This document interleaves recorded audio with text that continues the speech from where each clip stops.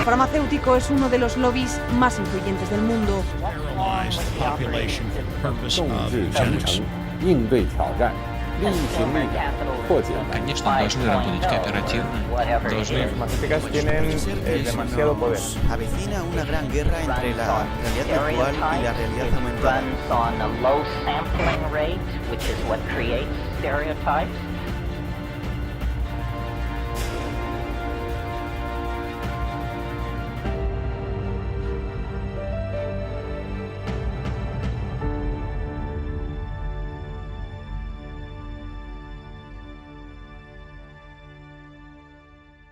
Bienvenidos a esta nueva edición de Humo y Espejos. Hoy es un día muy especial porque hace rato que estamos grabando y fue imposible sacar a Percy de encima peleándose con Marce.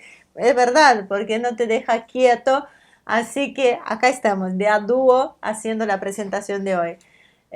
Vamos, como siempre, a tratar un tema bastante interesante. Estamos hablando de hoy sí, vamos a analizar un poco, apenas un poco, de lo que sucedió en Líbano, la explosión, el contexto general de la situación. Marce, es verdad que uno no puede dar, no sé, nosotros no somos un programa de noticias, sino que tratamos de analizar, y para analizar no se puede hacer exactamente sobre lo sucedido sin poder cortejar los hechos, así que con nuestro invitado de hoy vamos a tratar de hacer esto. Bueno, yo creo que lo que dijiste, bueno, es lo que resume. No somos de noticias, primer punto, porque no podemos tener la inmediatez para salir con los programas, siempre tardamos varios días entre que se produce el hecho y efectivamente que estamos al aire, y después porque básicamente noticias hay muchas, sobran, y precisamente el problema que tenemos es lograr interpretar los hechos. O sea,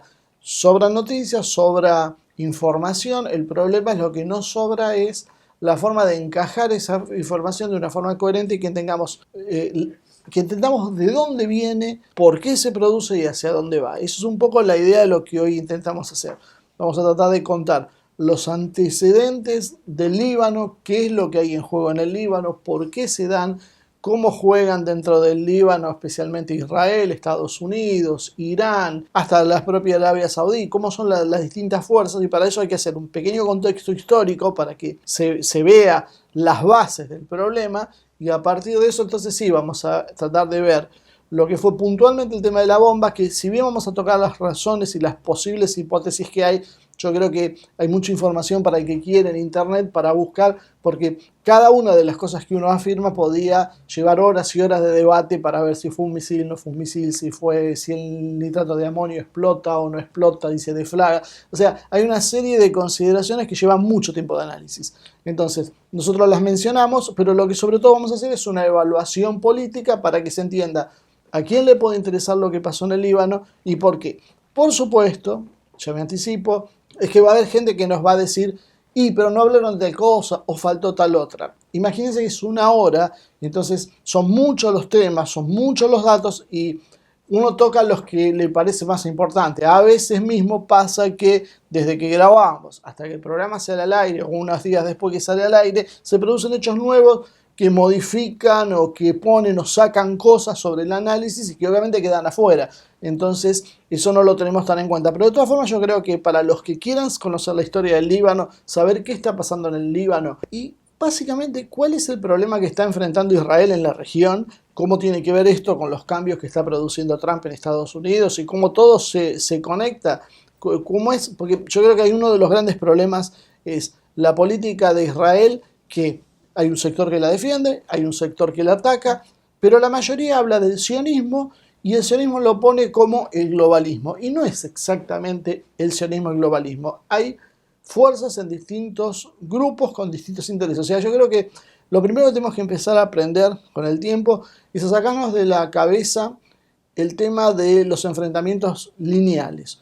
Buenos, malos, y se enfrentan y entonces todo es lo opuesto. Muchas veces los enfrentamientos son distintos, las políticas son de múltiples capas y lo que en un nivel es amistad, en otro nivel es ser enemigo. Entonces se confunden los intereses nacionales, los intereses corporativos o financieros tienen distintas relaciones con los distintos países. Entonces, toda esta multiplicidad de cuestiones es lo que dificulta hacer un análisis. Entonces, es mucho más simple decir, estos son los buenos, estos son los malos, Trump malo, homofóbico y misógino, y ahí entonces todo lo que viene de Trump está malo. Eso es fácil para explicar, fácil para que el otro entienda lo que yo quiero que entender y fácil para mi objetivo político. La verdad aporta entre poco y nada a la realidad de las cosas. Entonces lo que nosotros tratamos de hacer es meternos en este análisis multicapa, multifacético, que muchas veces es contradictorio. Entonces, si uno ve lo que nosotros decimos desde el punto de vista de cosas cerradas y enfrentadas y alineadas, tal vez no lo consiga, porque la realidad es que no es así. Uno lo puede ver con Irán, donde tiene una política que a veces se enfrenta con algún sector de Occidente y otras veces está de acuerdo. Entonces, este juego es el difícil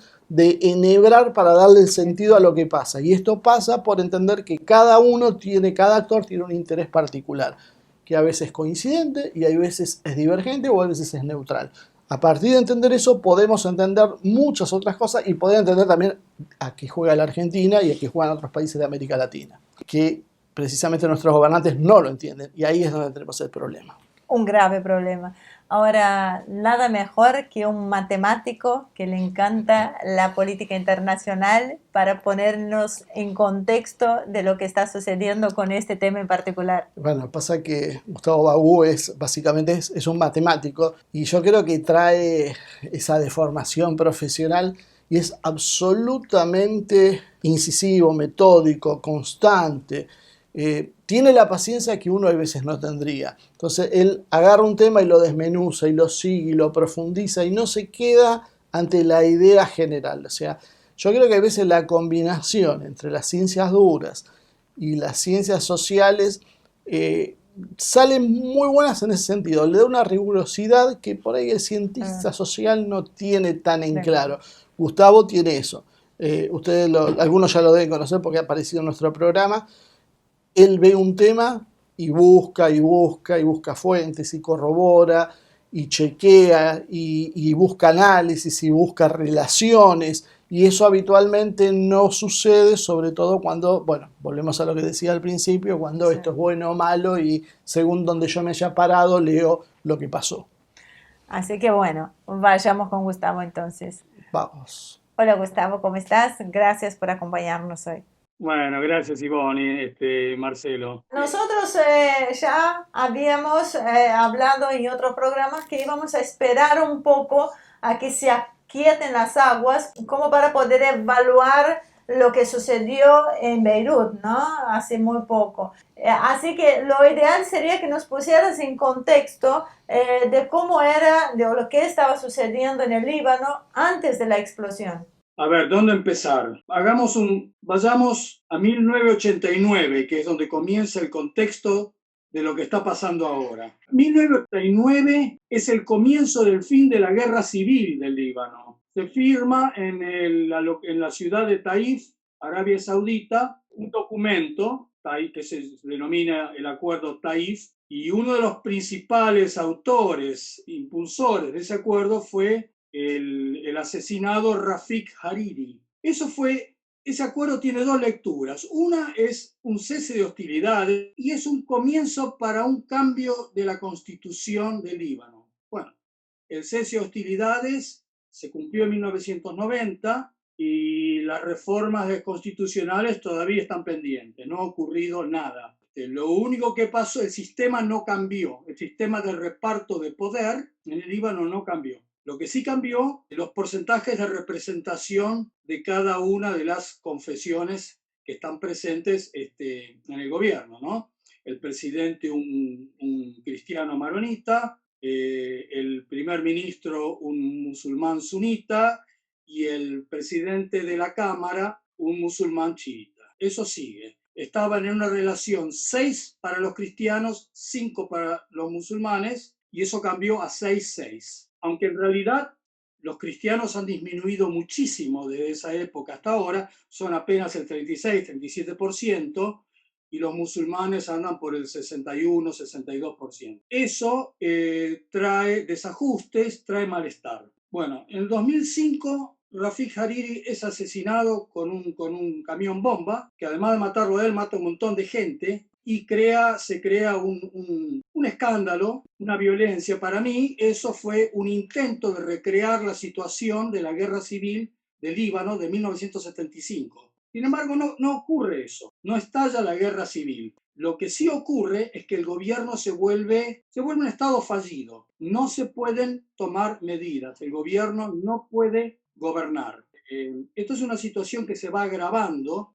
Por empezar, antes, volvamos atrás. El asesinato de Hariri en 2005 divide al Líbano en dos bandos. Los del 14 de marzo, la agrupación 14 de marzo y la agrupación 8 de marzo. Los 8 de marzo son el Hezbollah, las facciones pro-sirias, pro-iraníes, y el 14 de marzo son todos los demás. Cada una de estas facciones recibe apoyo del exterior. En el caso del 8 de marzo, de Irán, de Siria, en el caso de la 14 de marzo, de todo el resto del mundo, especialmente Israel, Arabia Saudita, Estados Unidos, Francia. Bueno, los de 14 de marzo culpaban al Hezbollah y a Siria y a Irán del asesinato este. Es un razonamiento muy lineal. Y los del 8 de marzo no culpaban a nadie, pero decían, nosotros no tuvimos nada que ver. O sea que si no fue el Hezbollah e Irán, puede haber sido, ¿no? Bueno, la cuestión quedó ahí, ¿no? El gobierno se sumió en una parálisis total que culminó en el año 2016 con la huelga. No fue una huelga, digamos, no hubo un acuerdo, no había presupuesto. Desde el año 2005 hasta el 2017 no hubo presupuesto, no se podía aprobar un presupuesto, porque de acuerdo a la constitución libanesa, cada minoría tiene derecho de veto. Entonces no pasaba ningún presupuesto. En 2016 estuvo el problema de la basura. La basura no era recolectada y las calles de Beirut se llenaron de basura. Bueno, finalmente el hijo de Rafik Hariri, que había sido elegido de primer ministro, hizo un acuerdo con la oposición, es decir, con los chiitas, ¿sí? Con el Hezbollah, un acuerdo de gobernabilidad en el año 2016, a partir del cual las cosas empezaron a ordenar un poco en el Líbano. Ahora, eso es una situación muy inconveniente para quienes lucran, sacan provecho del conflicto del Líbano. Esto en el 2016. En el 2017 se aprobó el primer presupuesto en 12 años. Todo esto gracias a Hariri, a Saad Hariri, el hijo del asesinado Rafik. No recuerdo exactamente cuándo, creo que fue a fines de octubre, principio de noviembre, justo cuando el príncipe heredero saudita hace una purga en el gobierno. Justo ese día cae un misil lanzado desde Yemen en Riad. Hariri, que tiene doble ciudadanía libanesa y saudí, fue convocado de inmediato a Arabia Saudita. Llegó a Arabia Saudita y sorprendió a todo el mundo renunciando desde Arabia Saudita. Además de renunciar desde Arabia Saudita, se lo notaba en la afirmación de que el hombre estaba muy alterado, ¿no? Lo que hizo fue culpar a Irán y al Hezbollah casi todos los problemas del Líbano, que estaban tratando de sabotear la armonía política del Líbano. Eso fue sorprendente porque fue gracias a que Hariri hizo el acuerdo con el Hezbollah que las cosas empezaron a funcionar en el Líbano. Ahora bien, además de renunciar a su cargo de primer ministro desde Arabia Saudita, desapareció. Durante unos días no se supo nada de él. Michel Aoun, el presidente cristiano del Líbano, no le acepta la renuncia. La cuestión es que los principales aliados de Arabia Saudita, pusieron presión sobre la monarquía y lo tuvieron que liberar a Rafik Hariri. Ni bien llega a Beirut, Rafik Hariri suspende su renuncia, que Michel Aoun, el presidente, no se la había reconocido. A partir de ese momento, esto ocurre a principios de diciembre del 2017. Evidentemente, Rafik Hariri quedó muy golpeado. Lo primero que hace cuando vuelve es ir a la tumba de su padre. A partir de ahí, las cosas ya no son lo mismo en el Líbano. Y finalmente terminó renunciando a su cargo definitivamente a fines del mes de enero de este año. Ese es el contexto local. Mientras tanto, llevó a cabo en Holanda, en un tribunal internacional que está cerca de La Haya. Empezaron a juzgar a los sospechosos in absentia, ¿no? A los sospechosos del asesinato de Rafik Hariri. Y el fallo salió hoy. Iba a salir el día del bombazo en Beirut. ¿qué fue? El 4, hace 14 días. Ese era el día en que iba a salir el fallo del tribunal que se suspendió precisamente por la catástrofe en el puerto de Beirut. Bueno, ese es el contexto. El fallo es interesante porque el fallo encuentra culpable a uno de los acusados, en realidad eran 5, de los 4, porque uno murió en Siria. De los 4 restantes no se conoce el paradero, se condenó a uno y se liberó a los demás. Lo que dice el fallo ese, no sé si tuvieron tiempo de verlo. No tuvimos tiempo de leerlo porque justo hoy, bueno, fue un día complejo de grabaciones, ¿no? Estamos haciendo, para que la gente entienda, este programa está siendo grabado el 18 de agosto. El mismo día que Gustavo está diciendo que salió el fallo en Beirut. Sí, salió ahora a la mañana. Bueno, liberan al Hezbollah. Dicen lo siguiente, que uno de los beneficiarios con la muerte de Hariri es el Hezbollah. Sin embargo, no hay ninguna conexión con el Hezbollah. Yo no estoy totalmente de acuerdo con que el Hezbollah se beneficiara con el asesinato de Hariri. Es algo que no lo comprendo. Pero yo puedo imaginarme otros beneficiarios con el asesinato de Hariri, porque está cantado que eso va a llevar a una tensión política tremenda, va a producir disturbios, va a llevar al Líbano a una situación límite parecida a la de 1975 cuando estalló la guerra civil, con la similitud de que el Hezbollah ocuparía el lugar que ocupaban la PLO, la Organización de Liberación de Palestina, la OLP, en aquella oportunidad, ¿no? ¿Qué más dice el fallo? Bueno, básicamente eso, ¿no? Así que libera al Hezbollah. Yo lo que creo es que el fallo ya era conocido, no por el público, no por mí, sino por la gente con llegada al tribunal. Es un fallo bastante contrario a los deseos de la Asociación 14 de marzo, es un fallo bastante contrario a los que quieren meter una cuña entre el Hezbollah y el gobierno de Líbano, que quieren agitar las aguas. Déjenme volver un momentito al 2005 con el asesinato de Rafik Hariri, que no derivó en una guerra civil, pero estuvo cerca. Esa vendría a ser la segunda guerra civil, no, la tercera, perdón. La primera fue en 1958, la segunda 1975 y ahora en el 2005. Esta no terminó en una guerra civil, pero un año más tarde Israel invadió Líbano. No hay que olvidar, fue una experiencia muy poco positiva para Israel esa invasión de Líbano, porque el Hezbollah se defendió muy bien. Ahora, esto ha causado un trauma a los planificadores israelíes, que llaman este momento que estamos viviendo en la actualidad la guerra de entreguerras. Ellos ya están anunciando, con esa denominación, guerra de entreguerras, que están esperando más guerras. Y la próxima guerra que planifican es con Irán, que preferirían no pelearla a ellos, preferirían que la peleara los Estados Unidos o una coalición internacional. Eso es difícil. Eso es difícil de que ocurra. Y es difícil de que veamos una guerra directa entre Israel e Irán. Eso es complicado, es difícil de ver. Entonces vayamos a lo que pasó ahora. Vos estás mencionando una serie de indicios que apuntan a que, bueno, a no todo el mundo le viene bien un Líbano ordenado y pacificado. Exactamente. La historia tiene tendencia a repetirse. Veamos, 1968 llevó a una intervención israelí. 1975, la guerra civil de 1975 llevó a la intervención, a la invasión israelí de 1982. Y ahora, la del 2005 llevó a la intervención israelí del 2006. Entonces, yo me pregunto si la historia se vuelve a repetir, ¿en qué momento intervendrá Israel en el sur de Líbano, en Líbano? Yo lo veo difícil.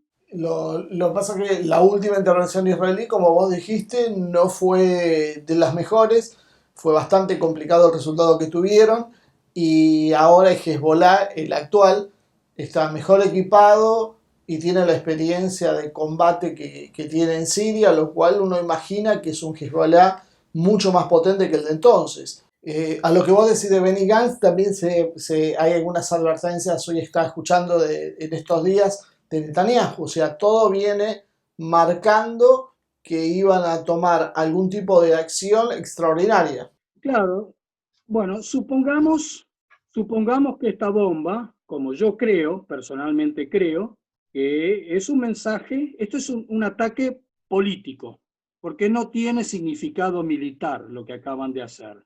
Es un mensaje, es para poner presión a la política libanesa para tratar de meter una cuña entre el Hezbollah y el resto de la política, de los espacios políticos. Probablemente a sabiendas de que el fallo no iba a mencionar el fallo del Tribunal Internacional, no iba a asignar responsabilidad al liderazgo del Hezbollah, aunque los que hayan perpetrado el atentado puedan ser conectados de alguna manera con el Hezbollah. A ver, vamos por partes. Vos no hablás de una explosión casual, accidental, sino de un atentado. ¿Cuáles son las razones por las cuales, primero, antes de ver quién fue, te parece que esto no se debe a la versión oficial de una explosión de nitrato de amonio, sino es un misil o alguna otra forma de entrega de un artefacto explosivo? Bueno, primero vamos a ver por qué no creo en que sea un accidente. El nitrato de amonio, ya han habido explosiones con nitrato de amonio, hay una el siglo pasado, en los años 30 o 40, en Texas, que causó bastante destrozo. Pero a ver, el nitrato de amonio en esas cantidades que nos dicen que estaba almacenado ahí, en esos depósitos, ocupa una extensión de más de 1 hectárea, esa cantidad de nitrato de amonio. Y en el momento de estallar, la explosión se produce en algún lugar puntual y se propaga a todo el resto del material. Bueno, eso no es lo que vimos, porque si hubiese ocurrido eso, estaríamos viendo decenas y decenas de explosiones. Incluso una de las cosas que ocurre con los artefactos explosivos, sean nucleares o convencionales, que crea un enorme problema de ingeniería, es lograr que toda la masa de combustible explosivo explote al mismo tiempo. Porque lo que ocurre, al comenzar la explosión, el material explosivo es expulsado hacia afuera, buena parte de ese material no explota. En el caso de armas nucleares o atómicas, ese material no explotado produce una contaminación tremenda. Es imposible de evitar la explosión de todo el material explosivo. Eso obliga a un diseño muy, muy específico. Lo que vimos en Líbano es que todo el material explosivo, este supuesto nitrato de amonio, que aparentemente en esas ni siquiera había nitrato de amonio, todo ese nitrato de amonio explote al unísono, eso es imposible. Es imposible en un accidente. O sea, no cabe duda que eso fue un atentado. Una de las cosas que se argumenta es que el nitrato de amonio no explota por sí mismo, tiene que estar mezclado con un combustible en una proporción muy exacta. ¿De eso qué opinás? Sí. Que se puede quemar para no explotar. Sí, he leído eso también, no te lo puedo firmar, pero desde ya a mí la progresión de la explosión es una explosión puntual, al unísono. Uno toma el marcador, o sea, toma cualquiera de las filmaciones, coloca el dedo sobre el marcador, lo corre hacia adelante y hacia atrás, haciendo que la explosión proceda y receda, y vemos que parte del punto, que no parte, no es todo un cobertizo que se incendia y que explota. Si eso hubiese sucedido, estaríamos viendo montones de explosiones y estaríamos viendo material de ese material explosivo que volaría por el aire. No vemos eso. Entonces, eso fue un atentado. El tema, la única duda es quién está detrás de ese atentado. Antes de ir de quién está atrás de los atentados, ¿vos qué opinás de estos videos sobre el misil que los publicó VT? A pesar de que Gordon Duff dice que ellos han hecho un estudio profundo del video y que no encuentran ninguna falla, ningún error en el pixelado, los videos pueden trucarse. Ese video que vemos con el misil, ¿es verdadero el misil o estuvo trucado? Puede haber estado trucado. Ahora yo hago la siguiente pregunta. ¿Quién lo trucó? ¿A quién le conviene trucar ese video? A alguien que quiere implicar a Israel, por ejemplo. Porque ¿quién tiene la tecnología para entregar un misil con esa capacidad explosiva? Israel, Estados Unidos, Rusia, bueno. Pero ¿y por qué suponemos que los israelíes no quieren que se sepa que fueran ellos? Los israelíes lo único que necesitan es la posibilidad de negar que fueron ellos. Ellos lo van a negar, pero ellos quieren que el mensaje llegue y que sepa que fueron ellos. Y ese trabajo lo hacemos nosotros. Culpando a Israel, le hacemos el trabajo que ellos quieren y que necesitan. Se dice que había 3 aviones de Estados Unidos en la zona y después está la declaración de Trump diciendo que fue un atentado. ¿Qué opinas de eso? Yo no creo que Israel se lance a una operación de ese tipo sin la aprobación de los Estados Unidos. Y yo creo que Estados Unidos, el presidente Trump, al decir eso, pone al Hezbollah y a Irán, además de enviar un mensaje que nosotros de ahora en más vamos a contestar con armas de destrucción masiva, así que no esperen una batalla de tanques en el sur del Líbano, porque nosotros vamos a contestar, y como ya advirtió Netanyahu, no van a respetar las poblaciones civiles. Si tienen que acabar con el arsenal de cohetería que tiene el Hezbollah, van a atacar, no van a hacer diferencia entre civil y militar, que tampoco lo han hecho anteriormente, pero ahora sería con armas de destrucción masiva. Ese parecería ser el... Pero además hay una cosa más. Esto pone, mientras que no se sepa que fue Israel, mientras que no se compruebe fehacientemente que esto fue Israel, Irán, Hezbollah y todos los demás no tienen necesidad de responder. Pero desde el momento en que se sepa que fue Israel, el Hezbollah tiene una obligación frente a su gente de responder a este ataque. Algo que no le conviene ni al Hezbollah ni a Irán, no en este momento, porque no es el escenario que ellos están buscando. Trump lo que hace es poner a Nasrallah y al gobierno en Teherán en un brete, de tener que actuar para no perder credibilidad, ¿no? Para no mostrarse débiles. Una pregunta antes de seguir con el tema de las implicaciones políticas. ¿Qué tipo de explosivo considerás que pudo haber sido? Porque se habló de un arma nuclear táctica, ¿qué rastros hubiese dejado? ¿Cómo es la explosión? ¿Qué residuos radioactivos hubiese dejado? Y está lo que se vio en Italia. O sea, ¿qué podés darme como conclusión del tema de qué artefacto fue el que explotó? Termino con lo del misil. Si yo tuviese que llevar a cabo esa operación, no lo haría nunca con un misil, porque no tengo la garantía de que no vaya a ser detectado. Fíjate un detalle importante. La primera explosión consiguió que montones, cientos o miles de cámaras enfocaran el incendio, la humareda y todo. Justo un tiempo después viene la gran explosión. Esa primera explosión fue una manera de garantizarse, es una manera de interpretarlo, una manera de garantizarse que la segunda explosión le iba a ver todo el mundo.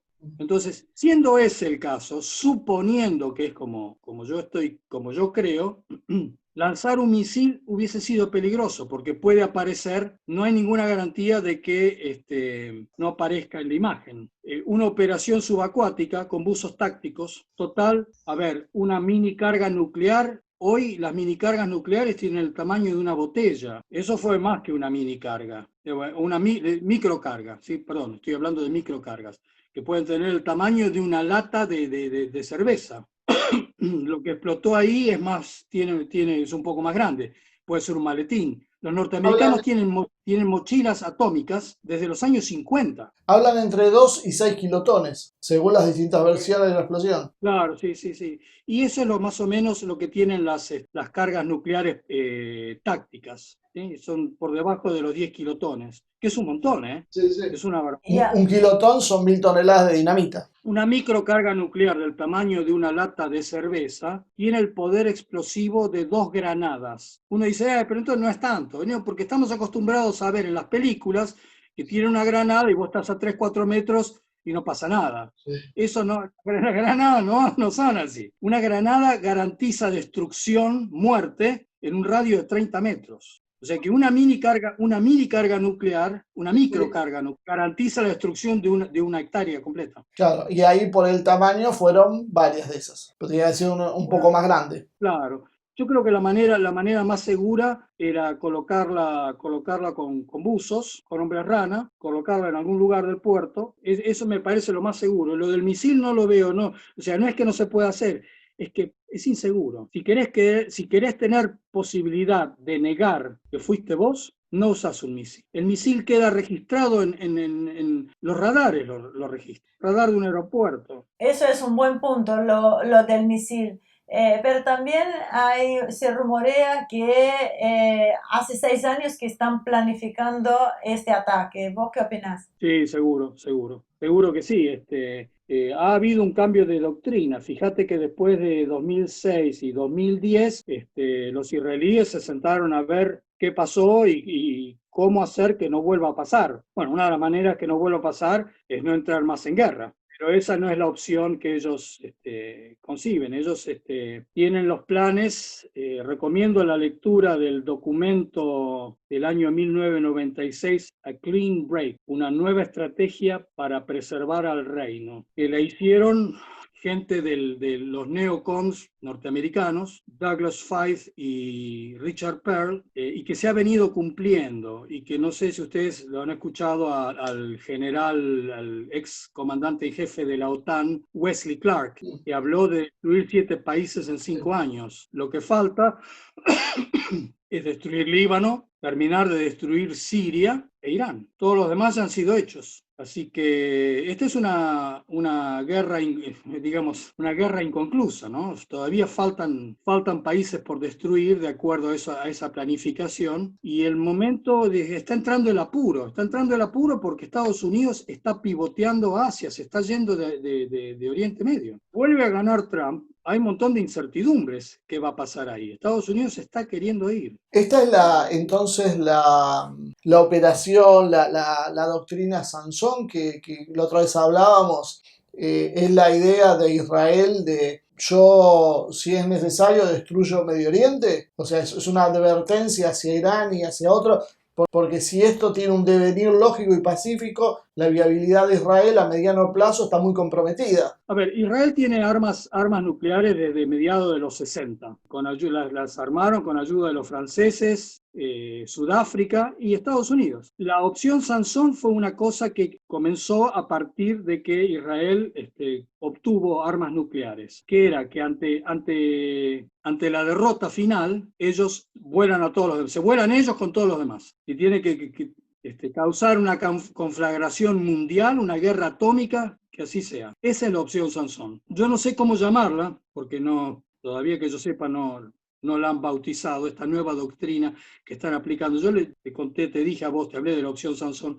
Esto es otra cosa. Esto no concibe la posibilidad de que ellos que vayan a desaparecer y que tengan que ir al recurso final de destruirlo todo. Irse tirando del mantel, ¿no? Ellos ahora la doctrina que tienen es la de usar armas de destrucción masiva en territorios donde hay población civil. Ahora, hacer esto, ¿en algún momento no precipita un enfrentamiento con Irán? ¿Es posible Irán no tenga posibilidades de tener una represalia que haga también inviable a Israel? ¿Qué pasa con países como Rusia, que pivotean en esa región, que tienen una relación tan íntima con Israel y que tiene una buena parte de su población de origen ruso o soviético? Con respecto a cómo reaccionaría Rusia, es una pregunta que no te la puedo responder, no tengo la menor idea, pero dependerá de las circunstancias. Ahora vayamos a Irán. Nosotros ya vimos en la guerra, en la invasión, en la guerra de Kuwait, cuando Irak invadió Kuwait y la coalición norteamericana fue para echarlo a Saddam Hussein de Kuwait. ¿Qué hizo Saddam Hussein? Atacó con misiles Scud a Israel. Yo creo que un ataque a Irán involucre inmediatamente a Arabia Saudita y a los países del Golfo y a Israel. Irán tiene posibilidad de responder, no tendrá armas nucleares, pero tiene posibilidad de responder. El tema es que Irán no quiere llegar a esa situación, porque Irán se estaría enfrentando ¿a quién? Se estaría enfrentando a todo el poderío de Israel, más a todo el poderío de los Estados Unidos. Está no solamente concentrado en el territorio norteamericano, sino que está diseminado en todos los submarinos y todas las bases donde tienen capacidad nuclear. Siempre y cuando no siga Trump y se vaya de Medio Oriente. No lo van a dejar. Estados Unidos no se puede ir totalmente del Medio Oriente, pero está claro que no tiene la voluntad, se ha cortado la voluntad de seguir adelante con los planes trazados por ese documento, que es un documento que está en Google, ¿no? A Clean Break. Es una actualización del famoso Plan Ginon, y emplea la doctrina Rumsfeld-Zebrowski. Bueno, eso para mí ya fue. Trump, si sigue Trump, eso no va a pasar. Igual a Trump le han ganado la pulseada un par de veces. Trump tiene en contra a los servicios de inteligencia, a la CIA, por ejemplo, a parte del Pentágono lo tiene en contra, y una buena parte del Departamento de Estado. Eso está controlado por el globalismo, por el Deep State, ¿no? Estado profundo. Lo que pasa es que una desestabilización de Estados Unidos, que también es otra posibilidad, podía inhibir la capacidad de ayudar a Israel. Claro, eso es un problema estratégico de Israel, que Israel no tiene capacidad para sostener un conflicto que dure más. Fíjate que todos los conflictos de Israel han durado poco tiempo. Todas las guerras se han acabado rápido, porque han tenido una buena estrategia, y la logística no les ha fracasado. Pero en el año 73 la logística estuvo a punto de fracasar. Estados Unidos tuvo que mantener un puente aéreo de emergencia para suplir a Israel con las materias. Yo hace poco publiqué en el Facebook esto de los depósitos de armamento y municiones preposicionados. Estados Unidos tiene 6 de esos depósitos en Israel, mantiene 6 de esos depósitos. Ahora, uno de los problemas que tienen es la actualización. La actualización no se le presta tanta atención, ¿no? Entonces, muchos de esos depósitos pueden contener material que ya hoy es obsoleto. No es el tipo de material que Israel necesitaría para mantener una superioridad tecnológica sobre los adversarios. No sabemos qué hay en esos depósitos, pero no se mantienen actualizados. El acuerdo nuclear, el P5+1, el acuerdo nuclear con Irán, Obama, para compensar a Israel por ese acuerdo que contra el cual Israel peleó, fue aumentarles el presupuesto, aumentarles la cantidad de ayuda militar anual. ¿Recuerdan eso? Bueno, Israel tiene dos posibilidades. Una, que le actualicen y le aumenten los depósitos preposicionados de armas, y dos, que le aumenten el presupuesto. Eso lo tiene que aprobar el Senado. Ahora, más o menos, bueno, para ir redondeando entonces la idea general. Nosotros estamos hoy, creo que en eso coincidimos, en un enfrentamiento básico entre dos sistemas a nivel mundial. Entre lo que sería el sistema globalista de carácter financiero, transnacional, sin una base territorial establecida.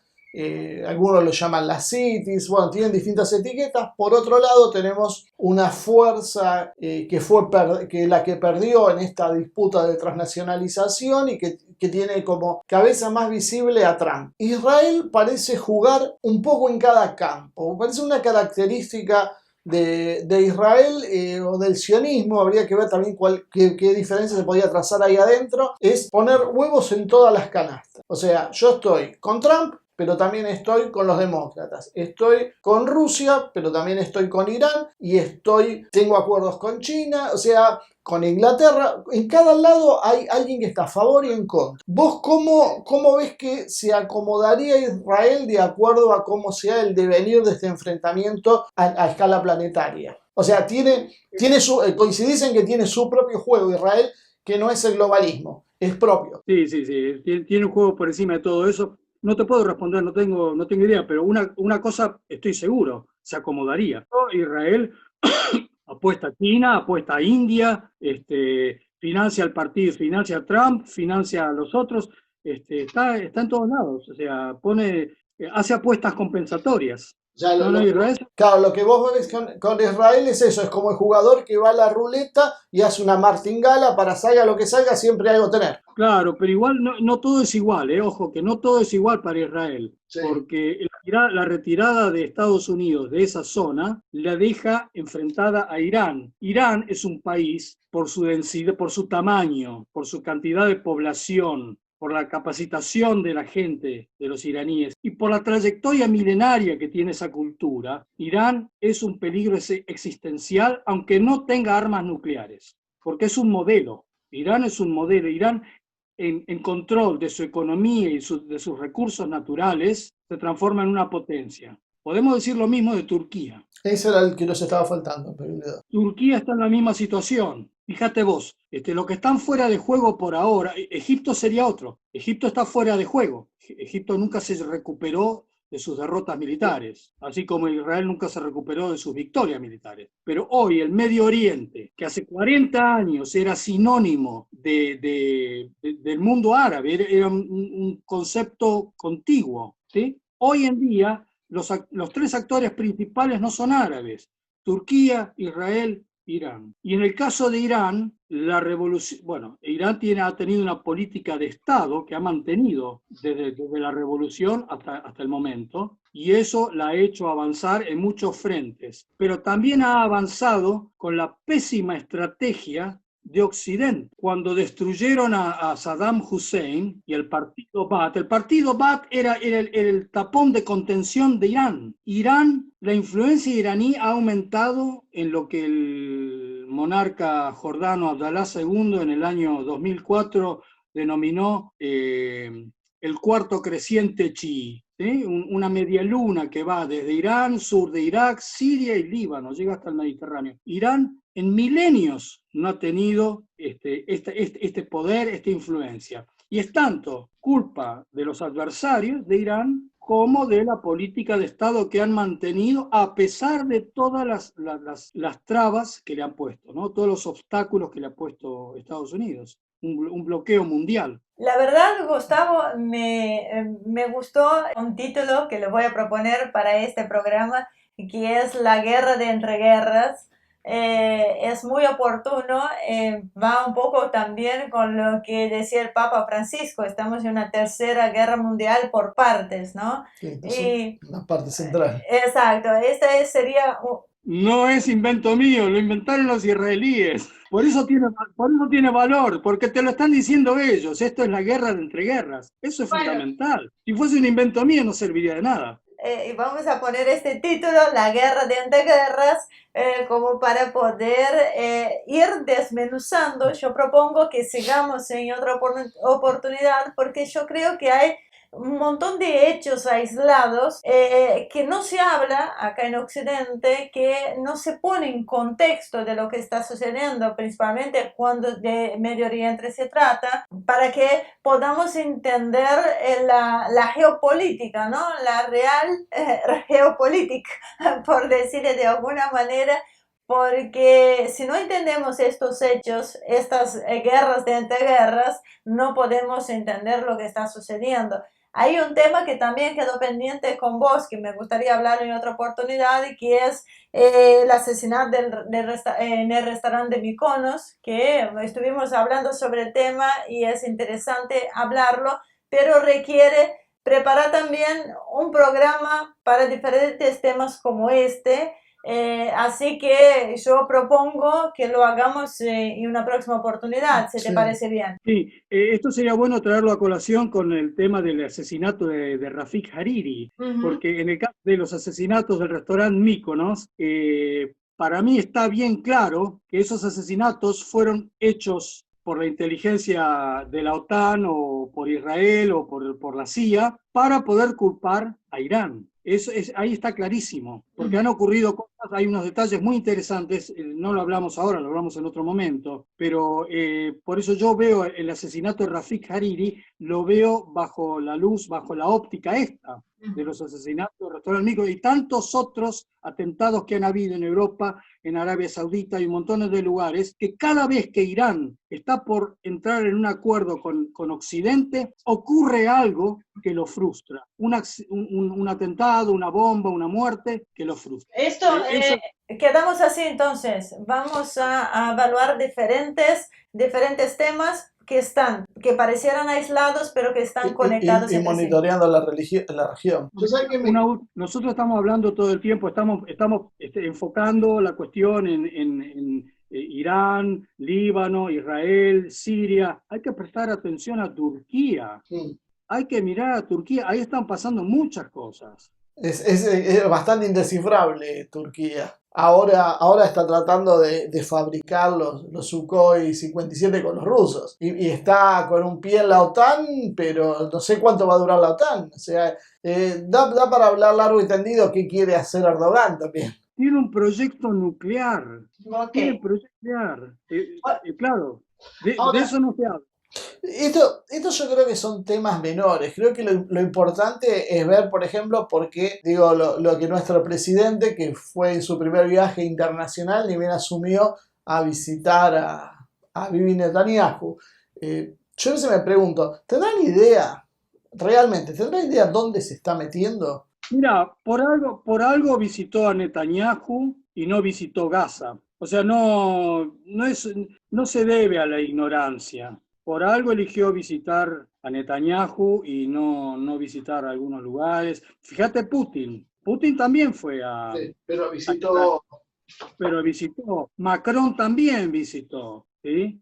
Pero nuestro presidente mostró su condición de subordinado, total, de arrodillado. A mí la verdad que me dolió. Es que lo que pasa es que además de subordinado y arrodillado, como vos decís, está jugando en un terreno complicado, grave, donde los jugadores juegan fuerte, muy fuerte, y no es precisamente la característica de la Argentina jugar en esas condiciones.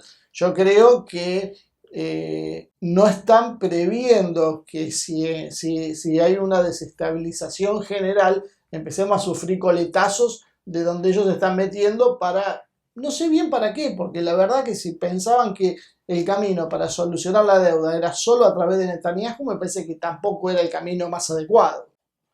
Ahora vamos a ver qué hacen con Trump y el FMI, pero bueno, es otro tema para otro programa. Lo que pasa es que no le daba con Trump no consiguió nada directo, así que buscó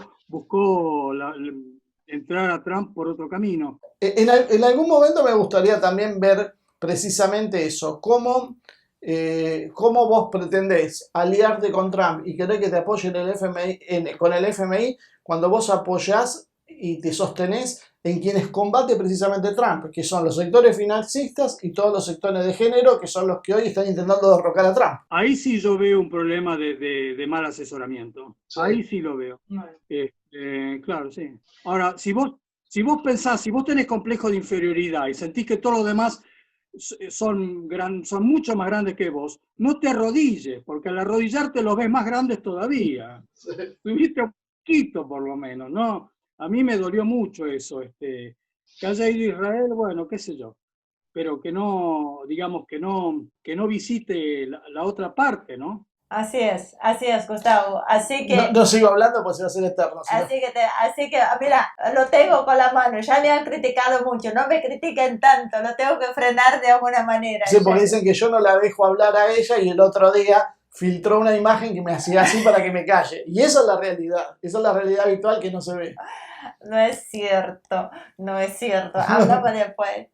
Gustavo, muchísimas gracias, un placer estar conectado con vos en las redes y más aún tenerte acá con nosotros para que podamos analizar un poco lo que está sucediendo en este caso en el Líbano y comprometerte para ir desarrollando y monitoreando otros temas que están sucediendo por estas zonas, ¿ok? Así que muchas gracias. No, gracias a ustedes. Nos vemos pronto, que siga bien. Bueno, creo que está todo dicho. Ya no dejo hablar más a Marcelo, ya me van a estar retando por ahí, pero no, creo que fue un programa muy interesante, se han despejado varias dudas, se han generado otras, indudablemente. Dejo a ir mi partener. Se cansó ya de la cuestión geopolítica, se bancó todo el programa, te aburrió y Fiona se hizo una siestita mientras tanto. Exactamente, así que volvemos a lo nuestro ya. Al final ellos tienen señales, cuando empieza el programa, cuando termina. Les tengo que grabarles la reacción de Fiona cuando prendemos la televisión para ver el programa. La verdad es digno de verse. En algún momento será un video que voy a subir por ahí con la expectativa que nos espera. Así que si tenemos a alguien que nos sigue, es Fiona indudablemente.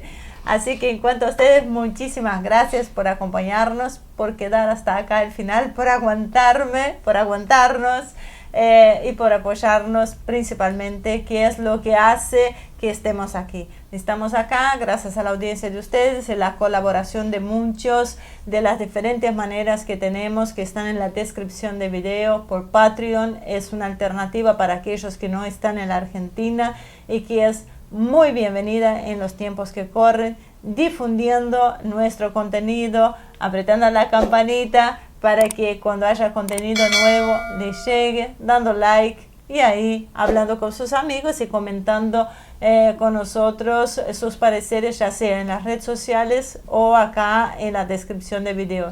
Yo creo que tendríamos que empezar a partir del próximo programa a agradecerle a alguna de la gente que nos apoya, porque la verdad nunca lo personalizamos, el agradecimiento lo hacemos en general, y por ahí hay gente que bueno tiene un gesto que vamos a tener un listado para poder agradecer puntualmente a quienes son. O lo dicen ahora o cállense para siempre, porque hay quienes que quizás quieran apoyarnos en incógnito y no quiera aparecer, así que no queremos tampoco decirlo para que no se queden pegados. Igual yo creo que los nombres en internet, bueno, son muy ficticios, y sí, la verdad lo que decimos nosotros en ese sentido, creo que hay mucha gente que nos escucha, mucha gente que nos ve, mucha gente que se ve influida por lo que decimos, eso lo palpamos, pero poca gente lo va a reconocer públicamente. Así que bueno, muy lindo estar con ustedes, un placer como siempre, y nos vemos en la próxima edición de Humo y Espejos.